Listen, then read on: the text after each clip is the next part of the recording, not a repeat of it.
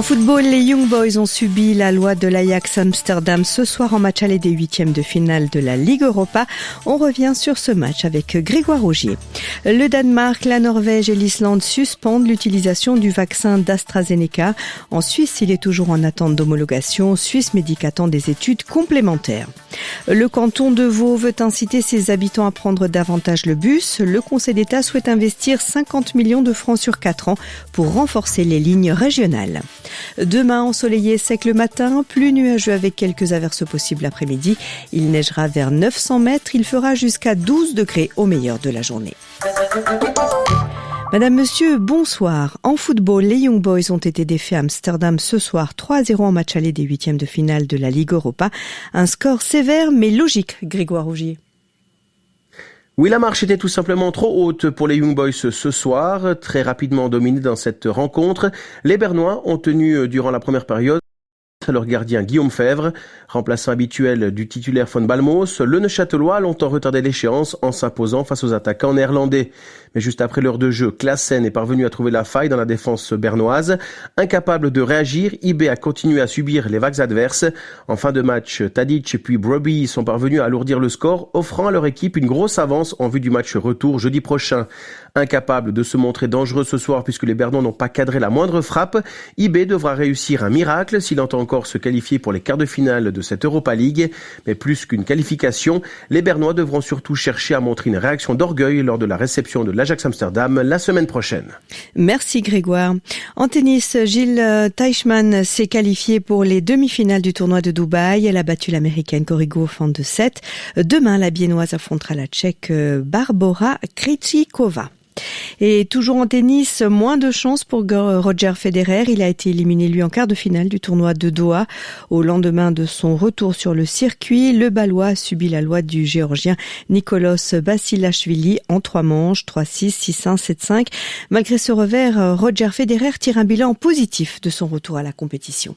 C'était intéressant de voir comment je vis ça. Et pour finir, j'ai quand même trouvé des solutions. J'avais ma balle de match, presque allé en demi-finale. Mais pour finir, sincèrement, je trouve qu'il était plus fort que moi. Et il dominait les échanges du fond de court. Il me manque c'est quelque chose d'extra pour faire la différence. Mais j'ai bien servi. J'étais surpris à quel point j'ai bien servi tout au long du tournoi. Ça, c'est une bonne chose parce que le service, c'est le début de l'échange. C'est toujours là où je dois sauter. Et ça, j'ai fait maintenant pendant 6-7. Ça, c'est une preuve que le genou, il va quand même pas mal, quoi. Des propos recueillis par Isabelle Musi. En hockey sur glace, alors qu'il n'y avait plus de problème avec le Covid depuis plusieurs semaines, Zug doit se mettre en quarantaine. 2 cas ont été décelés au sein de l'effectif. 4 matchs sont du coup reportés. Le Danemark, la Norvège et l'Islande ont annoncé aujourd'hui qu'ils suspendaient l'utilisation du vaccin d'AstraZeneca contre le Covid-19 après des troubles de coagulation signalés parmi des personnes vaccinées. Mais pour l'instant, il n'y a aucune preuve d'un lien avec le vaccin. D'ailleurs, l'Agence européenne des médicaments a assuré cet après-midi qu'il n'y a pas plus de thromboembolie chez les personnes vaccinées que dans l'ensemble de la population. En Suisse, le vaccin d'AstraZeneca est toujours en attente d'homologation, Karine Joriot. Oui, il est toujours examiné chez Swissmedic qui a reporté son autorisation en attendant des études complémentaires. On ne sait pas exactement sur quoi portent ces doutes puisque l'autorité de contrôle travaille dans le plus grand secret tant que la décision n'est pas tombée. Mais ce ne serait pas uniquement dû au manque de données dans les études cliniques pour le groupe des plus de 65 ans. En Suisse, le vaccin d'AstraZeneca est très attendu par les responsables de vaccination pour accélérer le rythme, d'autant plus que la Suisse renonce au vaccin de Johnson & Johnson parce que la livraison ne serait possible qu'à partir de l'été, alors qu'une demande d'homologation avait été déposée à la fin de l'année dernière chez Swissmedic. Le vaccin britannique a en revanche été approuvé aujourd'hui par l'Agence européenne des médicaments.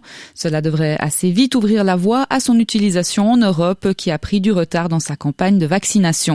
Le vaccin de Johnson & Johnson a la particularité de fonctionner avec une seule dose et de se conserver pendant 3 mois à température d'un réfrigérateur standard, sans compter qu'il a montré une bonne efficacité, surtout pour empêcher les formes graves de Covid et donc éviter les hospitalisations et les décès. Et en France, le ministre de la Santé, Olivier Véran, a déclaré aujourd'hui qu'il n'y avait pas lieu à l'heure actuelle de suspendre l'utilisation du vaccin d'AstraZeneca.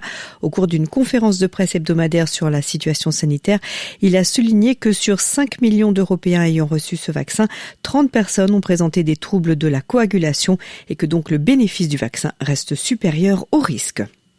Au 8 mars, Swissmedic avait évalué 597 déclarations d'effets indésirables présumés de vaccins contre le Covid-19 en Suisse. 177 personnes ont dû être hospitalisées ou ont eu des réactions graves, entre autres fièvre, détresse respiratoire, maladie du Covid ou encore maux de tête. Dans 21 de ces cas graves, la personne est décédée. Les personnes concernées étaient âgées en moyenne de 85 ans et souffraient pour la plupart d'affections préexistantes graves. Malgré la concordance temporelle, rien n'indique concrètement que leur décès était dû au vaccin. Le vaccin Pfizer-BioNTech est efficace à 97% contre les cas asymptomatiques et les formes graves de Covid-19. C'est ce qu'indique une étude en conditions réelles réalisée en Israël et publiée aujourd'hui.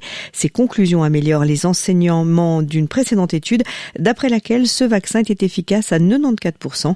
À la faveur d'un accord avec le géant pharmaceutique Pfizer, l'État hébreu peut compter sur un approvisionnement rapide de vaccins en échange de données biomédicales concernant leur effet sur sa population. Et Pfizer et BioNTech vont dépasser de 20% leur objectif initial de production de leur vaccin contre le Covid cette année avec 2,3 à 2,4 milliards de doses. Les deux partenaires prévoient d'atteindre d'ici la fin de l'année une cadence de production de 3 milliards de doses en rythme annualisé et devraient être en mesure d'en produire autant l'année prochaine. Accorder plus facilement des allocations pour perte de gains aux indépendants, c'est ce qu'a décidé aujourd'hui le Conseil national. Une majorité de gauche et du centre veut que l'aide aux indépendants soit accessible dès 20% de perte du chiffre d'affaires et non 40% comme aujourd'hui. Un abaissement de seuil qui ne plaît pas à Célina Maudru. La conseillère nationale UDC genevoise craint qu'il ne creuse trop la dette publique pour les futures générations. Je comprends cette revendication, je comprends ce besoin. Mais là, c'est vraiment l'aspect de la dette que nous sommes en train de créer. On est dans une situation très compliquée et on doit faire une pesée des intérêts. Je sais que je ne serai pas forcément entendue par tout le monde, mais peut-être la future génération comprendra que notre choix à l'UDC était de diminuer la dette avec laquelle ils vont naître. Pour nous, l'UDC, on veut que les gens puissent retravailler le plus rapidement possible, à savoir le 22 mars que l'on voulait inscrire dans la loi et qui ne l'a toujours pas été. Et ça, pour moi, c'est le plus gros problème. Des propos recueillis par Mathieu Henderson. Et le Conseil national rejoint le Conseil des États sur plusieurs points. Une interdiction de financer les revenus cantonaux de base ne sera pas inscrite dans la loi et un passeport vaccinal prouvant que son titulaire a été vacciné, qu'il a fait l'objet d'un test négatif ou qu'il est guéri pourra être mis sur pied. Le dossier retourne au Conseil des États. Fin février, la part de véhicules purement électriques et hybrides dans les nouvelles immatriculations atteignait un peu plus de 15%. Cet objectif avait été initialement défini pour 2022 par la feuille de route nationale signée fin 2018. La chef du département fédéral de l'environnement, des transports, de l'énergie et de la communication veut encore accélérer la transition. Simonetta Sommaruga propose aujourd'hui d'augmenter la part de véhicules purement électriques et rechargeables, d'augmenter le nombre de bornes de recharge publique, il y en a actuellement environ 5300 en Suisse, et elle propose enfin d'accélérer la mise en place de bornes de recharge sur les places de parc devant les maisons et dans les parkings souterrains des immeubles. Le canton de Vaud veut doper une 50aine de lignes régionales avec des cadences à la demi-heure, voire au quart d'heure en semaine. 50 millions de francs seront investis sur 4 ans. C'est une des mesures phares du plan climat vaudois qui vise à modifier les habitudes de mobilité, Julie Rosis. Cela concernera d'abord 20 lignes de bus très fréquentées qui transportent habitants et pendulaires vers les grandes gares et les centres de Lausanne, Yverdon-les-Bains, Vevey, Nyon et Alamand. Et puis d'autres lignes seront ciblées, celles qui desservent des emplois, des écoles, des hôpitaux. Un exemple, Montaix, Vouvry, Villeneuve, mais aussi des lignes touristiques. Coût de cette mesure, 50 millions de francs sur 4 ans. Une enveloppe sur laquelle devra se prononcer le Grand Conseil vaudois et qui ne devrait pas être trop combattue selon les partis que j'ai contactés. Le bus régional, c'est une affaire cantonale et le but ici, c'est d'offrir une alternative crédible à la voiture et doper l'utilisation des transports publics. C'est ce qu'espère en tout cas la conseillère d'État en charge des infrastructures, Nouria Gorité. Elle compte aussi inciter les entreprises de transport à acquérir des véhicules plus propres car, rappelons-le, le canton de Vaud s'est fixé un objectif de neutralité carbone en 2050 et pour y parvenir, il faut diviser par 10 les émissions de CO2 liées à la mobilité. Le canton de Vaud encore qui prend de nouvelles mesures en faveur des éleveurs de bétail confrontés à la présence du loup sur le territoire. Décidées en accord avec les acteurs concernés, elles doivent permettre la cohabitation entre les activités humaines et les grands prédateurs. Une partie d'entre elles seront mises en œuvre dès ce printemps à des fins de prévention. Des discussions sont notamment en cours avec l'Office fédéral de l'environnement pour la prise en charge financière de l'installation de clôtures destinées à protéger les bovins. La Suisse demande des mesures concrètes sur la Birmanie au Conseil de sécurité de l'ONU. Aujourd'hui à Genève, la junte a, elle, estimé avoir fait preuve de la plus grande retenue contre les manifestants. De son côté, l'émissaire des Nations Unies chargé d'enquêter sur les droits de l'homme en Birmanie a déclaré que la junte militaire avait, je cite, assassiné au moins 70 personnes depuis le coup d'État du 1er février et qu'elle avait commis des actes de torture et de persécution pouvant, selon lui, constituer des crimes contre l'humanité. Le président américain signe aujourd'hui son plan de relance de l'économie d'un montant de 1 900 milliards de dollars. Une signature qui a eu lieu quelques heures avant un discours très attendu sur la pandémie et les espoirs nés de la campagne de vaccination en cours. Louant une victoire historique pour les Américains, Joe Biden a prévu de multiplier les déplacements pour défendre ce plan. Grâce à ce plan, des millions d'Américains vont toucher des chèques d'aide directe par un montant global de quelques 400 milliards de dollars. Et ce plan prolonge en outre jusqu'en septembre des allocations chômage exceptionnelles qui devrait expirer le 14 mars. Les livreurs espagnols des applis du type Deliveroo ou Uber Eats seront désormais considérés automatiquement comme des salariés.